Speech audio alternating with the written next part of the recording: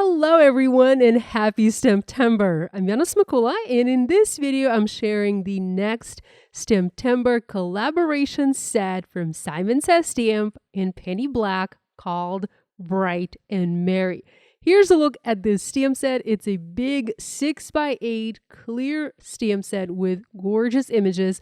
We have a stunning Christmas tree, and then we have the birds sitting on a branch. We also have several sentiments included in this set, and the sentiments read from our home to yours, the warmth of good friends, Merry Christmas wishes, to you and yours, bright and merry. There are also coordinating dies available on the Simon Says Stamp website. I don't have the dies on hand, so I can't show them to you, but you can check them out on the website if you want. I wanted to create a simple card, a simple Christmas card using this beautiful Christmas tree. I grabbed a panel of surf blue cardstock from Simon Says Stamp. This is cut to 4 1/4 by 5.5 inches, and I have it inside my Misty stamping tool.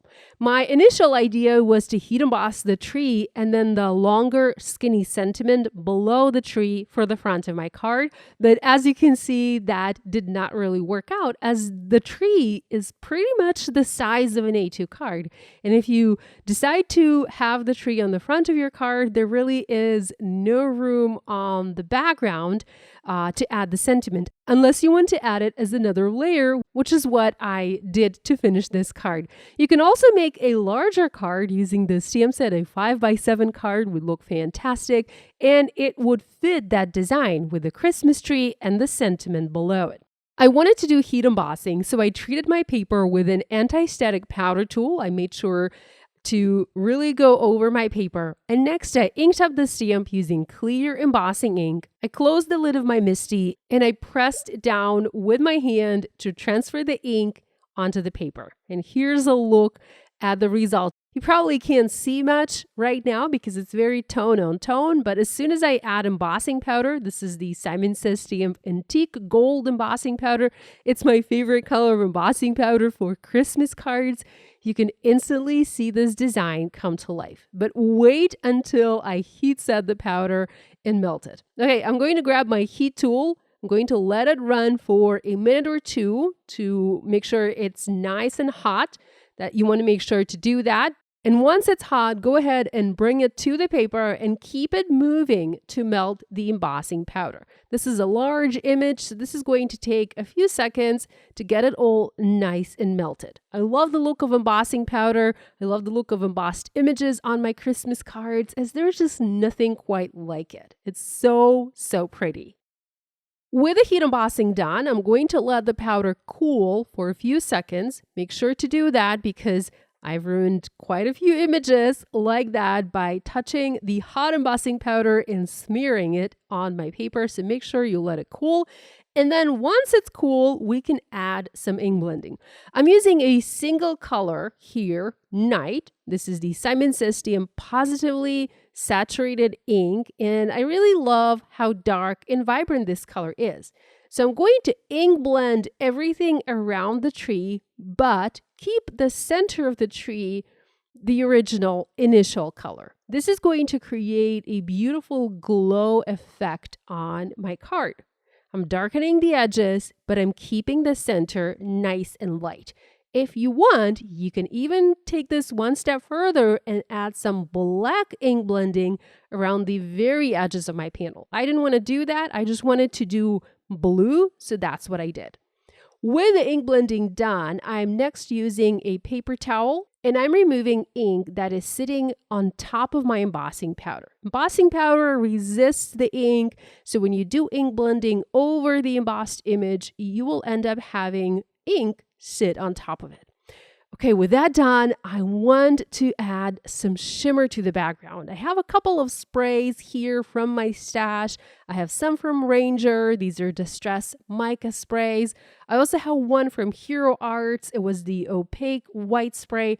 And I'm going to add a little bit of shimmer, add a little bit of goodness and magic to this background.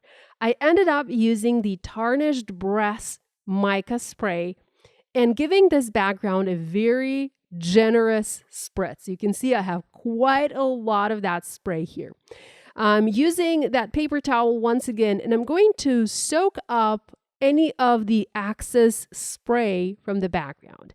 I do want to have a lot of this shimmer around the tree, but I don't want to have too much of it where the tree actually is. I don't want the shimmer to overpower my tree. So here is what this looks. Now, whenever you do things like that, whenever you work with sprays, it's important to remember when to stop. For this background, I thought about adding some white spray, white shimmer over it like snow. And here you can see how I sprayed the background with the opaque white spray from Hero Art.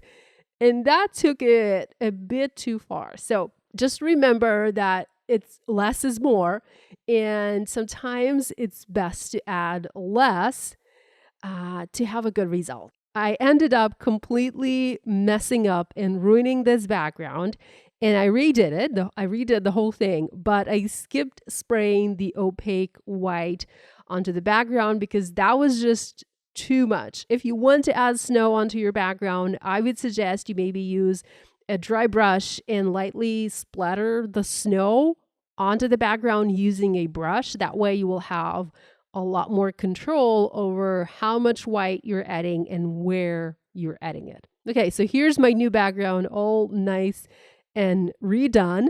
I placed it on my Glimmer Hot Foil system and I let it sit there for a couple of minutes to help it dry because it was pretty wet from all of that ink blending and all of that spraying. Whenever you do heat embossing and then ink blending and spraying onto your paper will warp. And of course, mine did. Now to fix that, I have a neat trick up my sleeve that I use every single time. I like to glue 3 or maybe sometimes even 4 panels of scrap cardstock together to help me flatten the panels. So here I did just that. I cut 4 panels that measure 4 1/4 by 5.5 inches. I glued 3 of them together. I trimmed them down just a hair smaller than my panel. I added them from the back of my panel, and that helped flatten that warped panel quite a lot.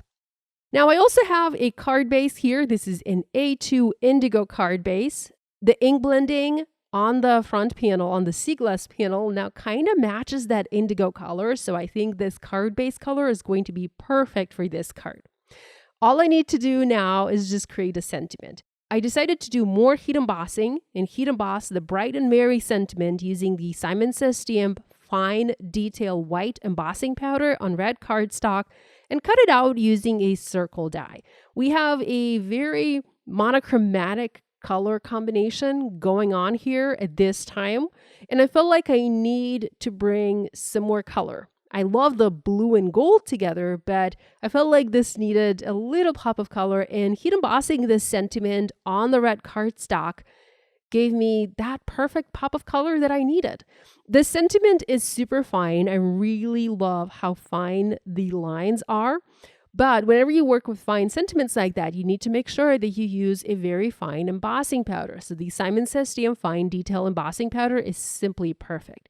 Make sure you don't press too hard when you stamp your image so that you don't squish any of the lines and you have a nice and crisp result. I used a circle die. I cut that out into a circle, and all we have to do now is just assemble our card. So here I used Barely Art glue to adhere my panel, embossed panel, onto the indigo card base. I'm going to set some magnets on top and let the glue dry. Next, I have black foam adhesive squares added from the back of my sentiment panel. I'm going to remove the backer pieces from those and foam mount the sentiment over my Christmas tree slightly to the right. I don't want it to be centered. And finally, we need to decorate the tree. That's the best part. I'm using these splash drops from Simon Says Stamp. I like the clear drops from this pack, and I'm going to add a whole bunch of clear ornaments onto my Christmas tree. I'm starting with the larger ornaments. You decorate a paper tree or a tree on your card in the same way as you would decorate a real Christmas tree. You start with larger ornaments, and then you add smaller ornaments. So here I started with the larger drops, and once I was happy, I added the smaller drops to finish decorating my tree. And here's a look at our card, all nice and finished, featuring the gorgeous Bright and Merry stamp set from Simon Says Stamp in Penny Black. Thanks so much for joining me today. I hope you enjoyed this video tutorial. There are links to all of the products that I used in the video description below. Love you all and happy STAMPtember!